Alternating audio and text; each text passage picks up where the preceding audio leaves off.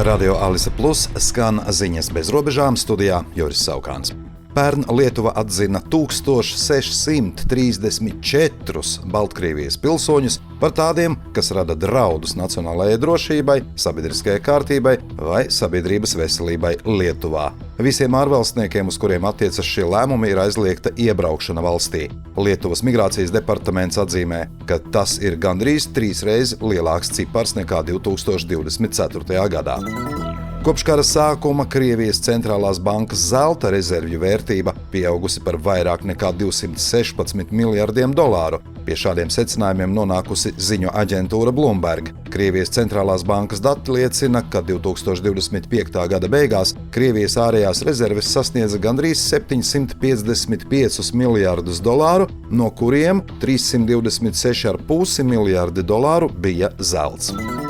Amerikas Savienoto Valstu prezidenta Donalda Trumpa īpašais sūtnis Stīvs Vitkovs paziņojis, ka rīt plāno tikties ar Krievijas prezidentu Vladimiru Putinu. Vitkovs plāno doties uz Maskavu kopā ar Trumpa znotu Džaredu Kušneru. Intervijā Bloomberg TV Vitkovs atklāja, ka tikšanos lūgusi Krievija. Arī Kremļa preses pārstāvis Dmitrijs Peskovs apstiprināja, ka Putins ceturtdien plāno tikties ar Vitkovu.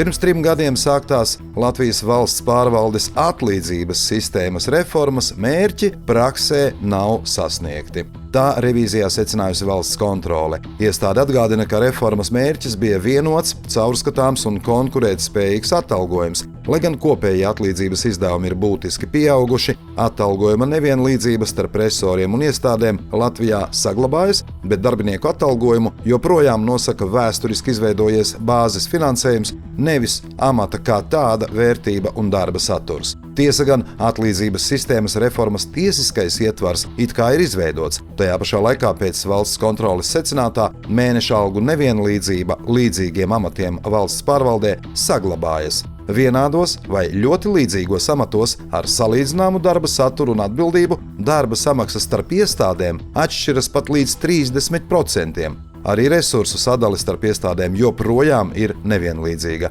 Bez tam no 40 izlasē iekļautajām iestādēm 10 iestādēs naudas balvas saņēmēju īpatsvars bija virs 70% no vidēji nodarbināto skaita.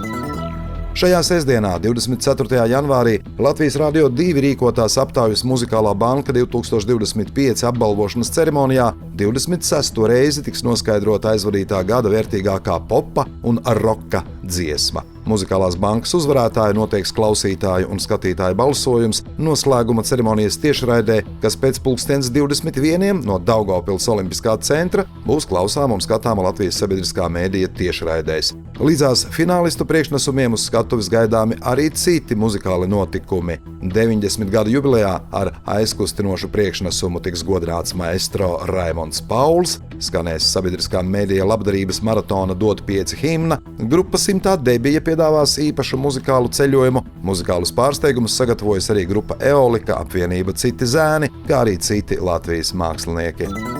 Daugavpilī kāds vīrietis pārkāpa aizliegumu atrasties uz ūdens tilpju ledus. Alkohola lietošanas nolūkā viņš devās pa ledu pāri Daugavai. Uz notikuma vietu nekavējoties tika norīkota tuvākā policijas ekipāža. Ierodoties norādītajā vietā, likumsargi pieprasīja vīrietim nekavējoties noiet no ledus. Taču persona prasību ignorēja un turpināja ceļu pāri upei ar šo rīcību, apdraudot savu dzīvību. Lai novērstu traģēdiju, pašvaldības policijas darbinieki devās uz pretējo upes krastu, kur vīrieti izdevās aizturēt. Brīdī, kad persona tika nogādāta krastā, ledus ielūza, bet negadījums beidzās laimīgi vien samērcējot kājas, informē pašvaldībā.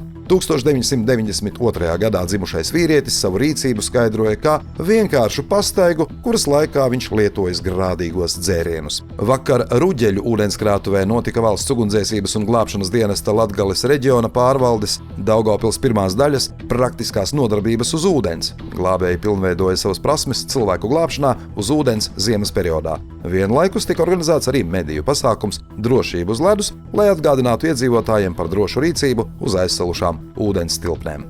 Studijā bija Juris Saukāns, par ziņu bez robežām satura atbilcijā Alise Plus projektu finansē Mediju atbalsta fonds no Latvijas valsts budžeta līdzekļiem.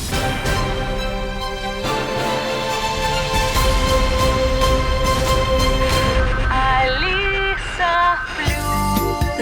Radio.